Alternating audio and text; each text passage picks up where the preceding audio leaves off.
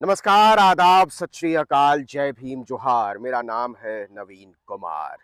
महाराष्ट्र का चुनाव लगातार दिलचस्प होता चला जा रहा है और कांग्रेस अध्यक्ष मल्लिकार्जुन खड़गे ने वो किया है जो कभी बाबा साहब डॉक्टर भीमराव अंबेडकर ने जिसका आह्वान किया था, जिसकी अपील की थी। उन्होंने सीधे सीधे मनुस्मृति को जलाने की बात की है। बटोगे तो कटोगे जैसे नारे के जवाब में नागपुर में, जी हां, आरएसएस का गढ़ नागपुर जाकर मल्लिकार्जुन खड़गे ने कहा है कि भारतीय जनता पार्टी भारत को तोड़ने की बात कर रही है और बटोगे तो कटोगे जैसा नारा दरअसल भारतीय जनता पार्टी की पुरानी राजनीति रही है। वो कहते हैं कि नरेंद्र मोदी ने कहा एक रहेंगे तो सेफ रहेंगे। तो अगर वाकई नरेंद्र मोदी एक रहेंगे तो सेफ रहेंगे को लेकर गंभीर हैं, तो फिर सबसे पहले मनुस्मृति को जलाना होगा। मल्लिकार्जुन खड़गे ने कहा कि मनुस्मृति के आधार पर ही बटोगे तो कटोगे का शासन चलाया जाता रहा है। वर्ण व्यवस्था के नाम पर इस मुल्क में सदियों से लोगों को सताया गया है, मारा गया है, काटा गया है, जलाया गया है। तो बिना मनुस्मृति को जलाए हुए बटोगे तो कटोगे जैसे नारे का मुकाबला नहीं किया जा सकता। और असल में बटोगे तो कटोगे जैसा नारा भारतीय जनता पार्टी की अपनी राजनीतिक संस्कृति को दिखाता है।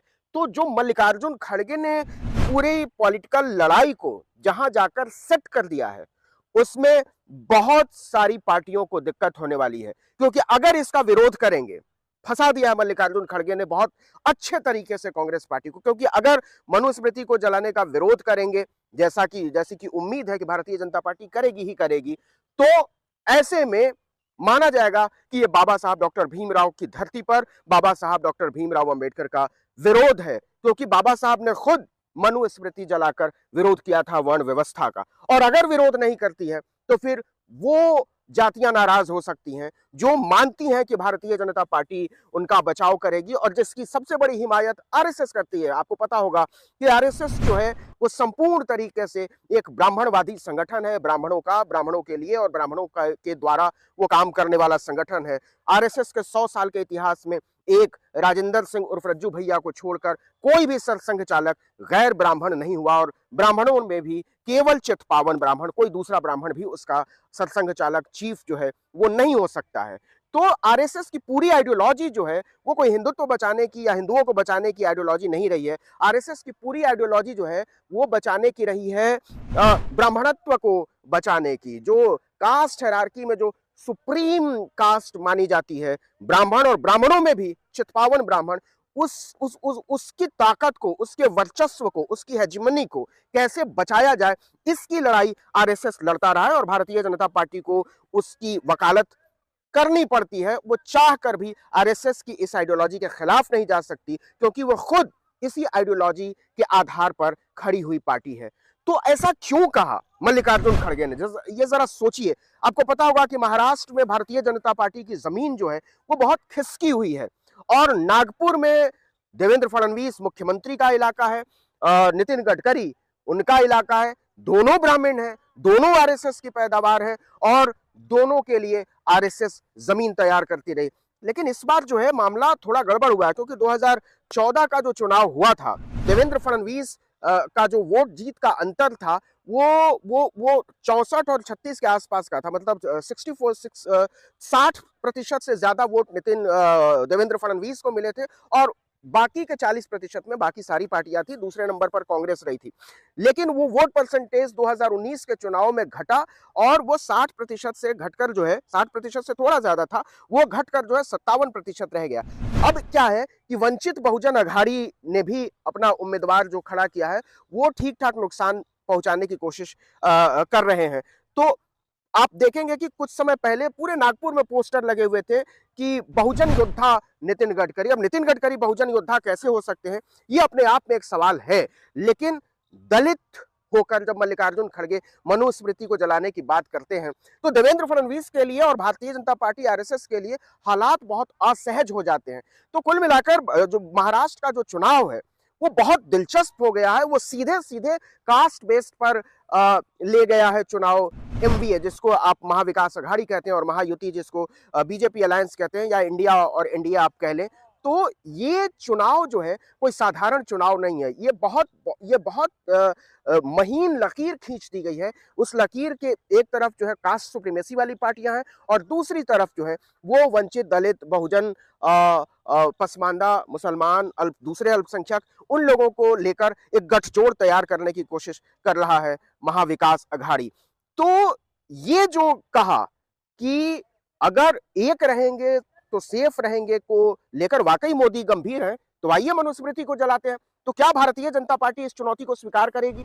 ये चुनौती दी है कि बिना इसके एक रहेंगे तो सेफ रहेंगे का नारा हो ही नहीं सकता। एक हो ही नहीं सकते लोग, और सदियों से नहीं, हजारों साल से एक नहीं है, क्योंकि और उसका आधार ग्रंथ है मनुस्मृति, इसको जलाना पड़ेगा। तो क्या भारतीय जनता पार्टी, आरएसएस या उसके संगी साथी हिम्मत भी कर पाएंगे कि मनुस्मृति जैसे निहायत बंटवारे वाले और बहुत बर्बरता का संदेश देने वाले ग्रंथ को जलाने में अपनी भूमिका निभाएं, या कम से कम उसमें भूमिका ना निभाएं तो कम से कम उसका समर्थन करें, समर्थन भी ना करें तो कम से कम उस पर चुप रहें? क्या ये सब होने वाला है? इसका जवाब हम भी जानते हैं, आप भी जानते हैं।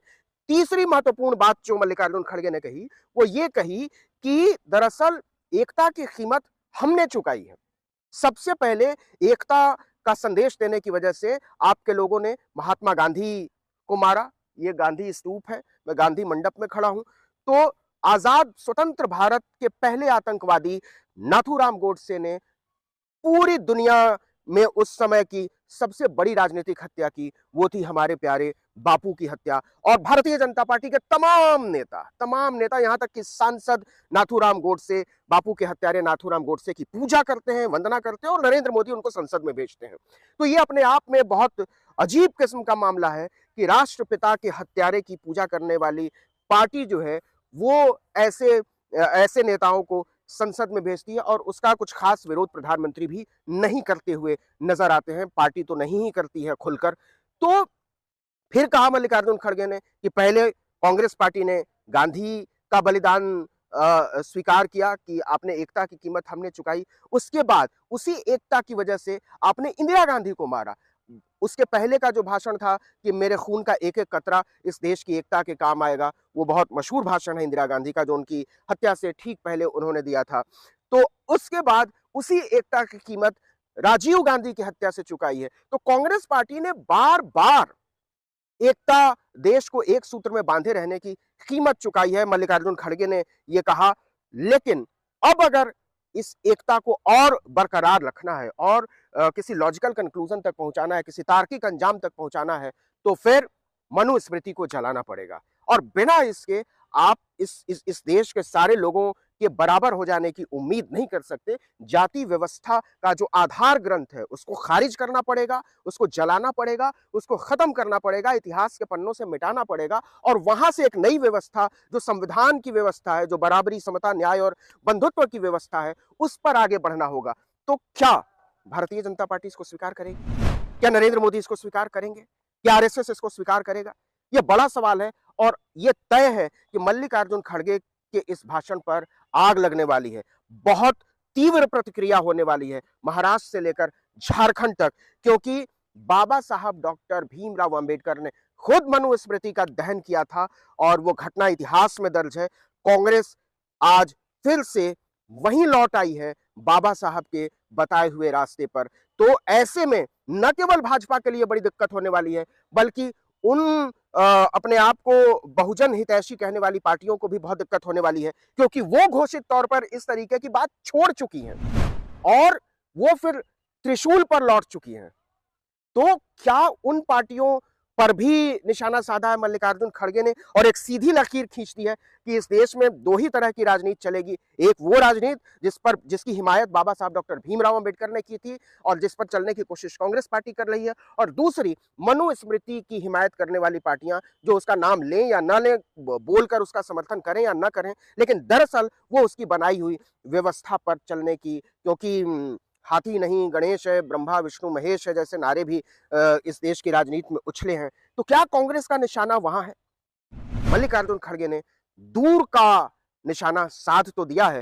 हो सकता है कि कांग्रेस को इसकी कीमत चुकानी पड़े, हो सकता है कि कांग्रेस एक बिल्कुल नया वोट बैंक अपने लिए तैयार कर पाए, और यह भी हो सकता है कि भारतीय जनता पार्टी के लिए इसका जवाब ढूंढने में थोड़ी मुश्किल हो, थोड़ी क्या बहुत मुश्किल हो। लेकिन यह तय है कि आने वाले दिनों में जातीय जनगणना की जो मांग है वो और जोर पकड़ेगी और तीव्र होगी, उसी के आसपास राजनीति की नई गोलबंदी तैयार होगी। और यह केवल चुनाव की बात नहीं है, चुनाव के बाद भी जातीय जनगणना की मांग कमजोर पड़ने वाली नहीं है। नतीजे चाहे जो हो, लेकिन कांग्रेस पार्टी की समझ में यह आ गया है कि अंबेडकरी राजनीति के जरिए ही इस देश के दलितों, पिछड़ों, आदिवासियों, बहुजनों, अल्पसंख्यकों को साधा जा सकता है। इसके अलावा उसके पास और कोई रास्ता बचा नहीं है। तो इस वीडियो में इतना ही, लेकिन